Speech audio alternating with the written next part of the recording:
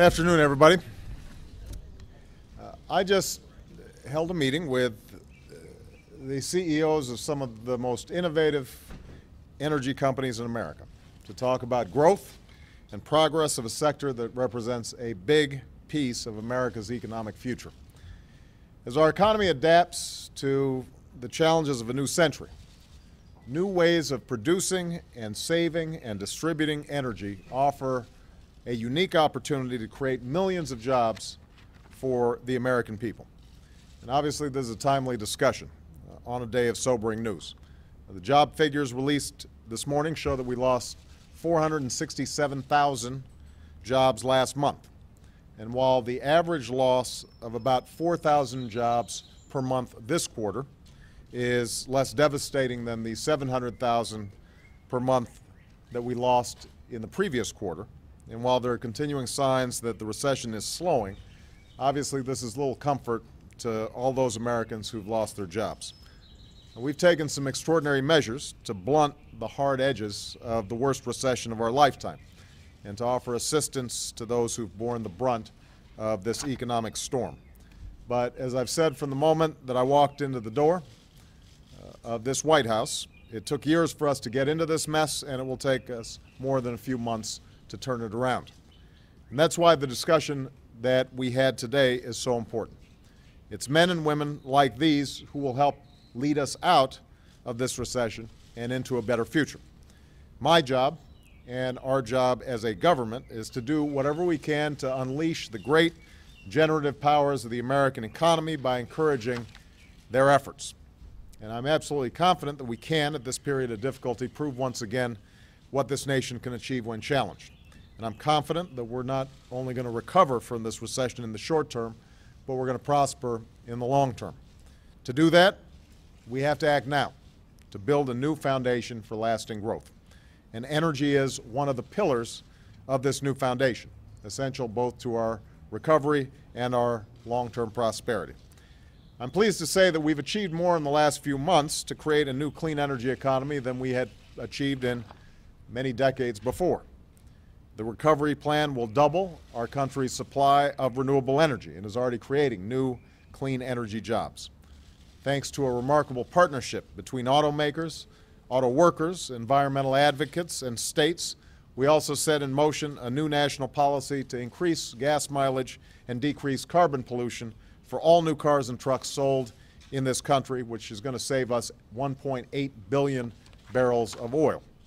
And last Friday, the House of Representatives passed an extraordinary piece of legislation that would make renewable energy the profitable kind of energy in America. It will reduce our dependence on foreign oil. It will prevent the worst consequences of climate change. And above all, it holds the promise of millions of new jobs.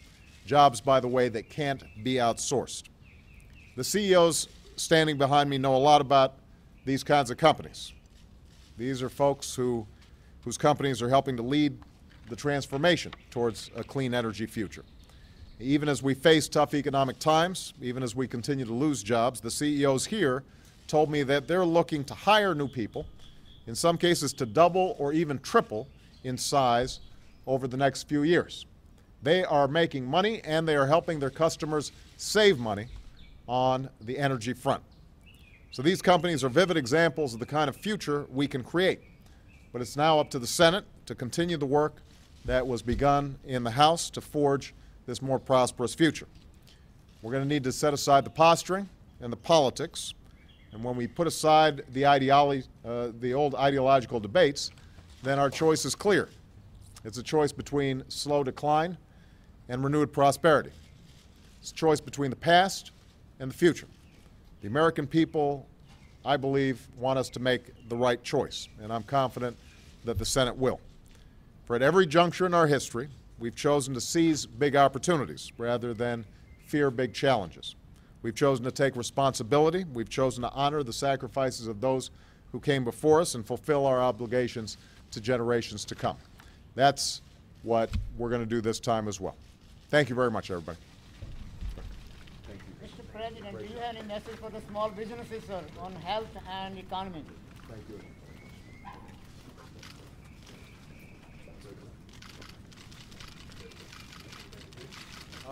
The message for small businesses is many of these businesses started as small businesses, and they're now getting to be big businesses because of the extraordinary opportunities that are out there. Another message is that they should probably contact some of these CEOs because it turns out they can save small businesses and large businesses alike up to 20 or 30% on their energy usage. And when you hear the innovation that's taking place, everything from LED lighting that can save a huge amount on energy costs to new concrete materials that last longer and are waterproofed from the inside out and that can mean that bridges and roads and buildings can last 20 or 30 years longer than using conventional concrete. When you look at what's being done with solar energy right now in places like Houston and Florida, and the fact that many of these companies are exporting their goods and their services, but unfortunately their biggest markets right now are Europe and Japan because we haven't done enough to emphasize clean energy in our own country. That gets you excited about the future. And one of the things that I've consistently talked about since I took office, and on a day where we see that our economy is still having a tough time getting moving, is we're going to have to shoot for the future and not look backwards. So much of the debate around healthcare, so much of the debate around energy has been based on this idea that somehow if we stand still and we don't do anything, that we're going to be better off. And that's just not how this world works. It's certainly not how the modern economy works.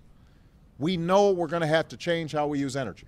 We know we're going to have to change how we operate our healthcare systems. We know that we're going to have to change how we train our young people to compete in this new global economy.